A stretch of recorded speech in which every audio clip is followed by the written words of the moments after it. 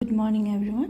আজি 16 ফেব্ৰুৱাৰী। অসমীয়া প্ৰতিদিন ফলনামা হেডলাইনখিনি পঢ়িবলৈ আগবাঢ়িছোঁ। লোকসভা নিৰ্বাচনৰ প্ৰাকক্ষণত সুপ্ৰিম কোৰ্টৰ 5দিনীয়া সাংবিধানিক বিচাৰপীঠৰ ঐতিহাসিক ৰায়। নিৰ্বাচনী বৰ্ড অসাংবিধানিক বন্ধৰ নিৰ্দেশ।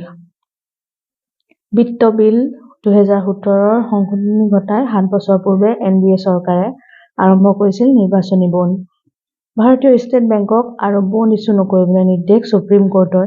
3 সপ্তাহৰ ভিতৰত ৰাজনৈতিক দলসমূহে লাভ কৰা ধনৰ পৰিমাণ, বণ্ড ক্ৰয়কাৰীৰ নাম নিৰ্বাচন আয়োগক জনাবলৈ ষ্টেট বেংকক ক'লে ন্যায়ালয়ে। বিচাৰপীঠৰ কঠোৰ আদেশ হাতত থকা বণ্ডৰ ধন উলিয়াব নোৱাৰিব। বণ্ডযোগে লাভ কৰা ধন 15 দিনৰ ভিতৰত ৰাজনৈতিক দলসমূহে ঘূৰাই দিব লাগিব। তথ্য জনাৰ অধিকাৰ আইনৰ পৰিপন্থী আছিল বণ্ড আঁচনি।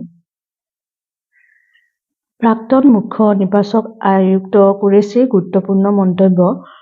এয়া বিগত 5-7 বছৰত সুপ্ৰিম কোৰ্টে দিয়া বৃহৎ ঐতিহাসিক ৰায়। ৰাহুল গান্ধীয়ে ক'লে, নিৰ্বাচনী বণ্ড আছিল মোদী চৰকাৰৰ উপঢৌকন কমিছন লোৱাৰ মাধ্যম। ক'লা ধন বগা কৰাৰ কৌশল আছিল নিৰ্বাচনী বণ্ড।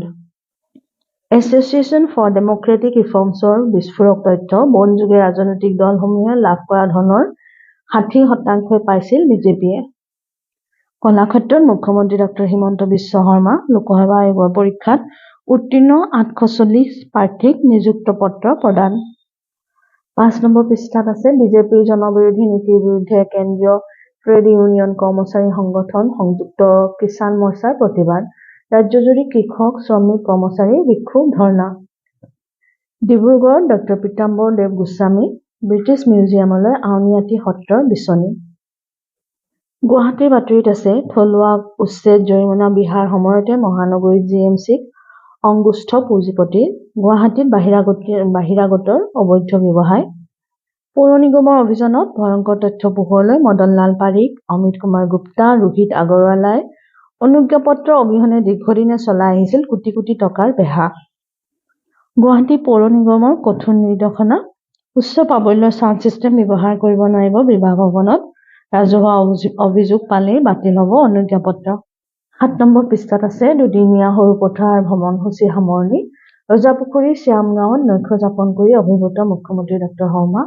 অশ্ৰুসিক্ত নয়নেৰে ৰাজ্যৰ মুখ্যমন্ত্ৰীক বিদায় দিলে আংছা ঘিলদৈ শ্যাম হাইস্কুলৰ ছাত্ৰ-ছাত্ৰীয়ে।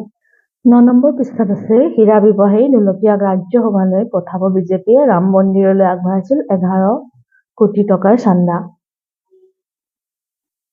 লোকসভা নিৰ্বাচনৰ প্ৰাৰ্থী হ'ব কামাল হাছান। মাৰ্কিন চোৰাংচোৱা প্ৰতিবেদনত চাঞ্চল্যকৰ দাবী। মহাকাশত পাৰমাণৱিক অস্ত্ৰৰ বিকাশ ঘটাইছে ৰাছিয়াই। ইউক্ৰেইনৰ বিৰুদ্ধে যুদ্ধত ৰাছিয়াক সহায় কৰাৰ অভিযোগ ইউৰোপীয়ান ইউনিয়নৰ।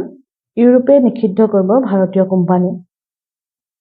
15 নম্বৰ পৃষ্ঠাত আছে RTI কৰ্মীক নিৰ্বাচন আয়োগে জনালে চাঞ্চল্যকৰ তথ্য। 2019 চনৰ নিৰ্বাচনৰ পূৰ্বে বিকল হৈছিল বুজন সংখ্যক EVM। ৰুছ ৰাষ্ট্ৰপতি ভ্লাদিমিৰ পুটিনৰ ঘোষণা। শীঘ্ৰেই ৰাজবজাৰলৈ কৰ্কট ৰোগৰ প্ৰতিষেধক। নতুন প্ৰজন্মৰ ঔষধ সৃষ্টিৰ অন্তিম পৰ্যায়ত ৰাছিয়া। ব্যৱসায় বাণিজ্য পেজটোত আছে বিশ্বৰ সৰ্ববৃহৎ সৌৰ প্ৰকল্প আৰম্ভ আদানী গ্ৰুপৰ। প্ৰথম পৰ্যায়ত উৎপাদন হ'ব 551 মেগাৱাট শক্তি। কেন্দ্ৰীয় চৰকাৰৰ PM বিশ্বকৰ্মা আঁচনি।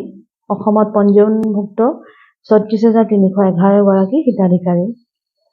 হাৰৰ 2023-24 বৰ্ষৰ জানুৱাৰীৰ হাৰৰ সাহায্য হিচাপে 1.71 লাখ কোটি টকা প্ৰদান চৰকাৰৰ।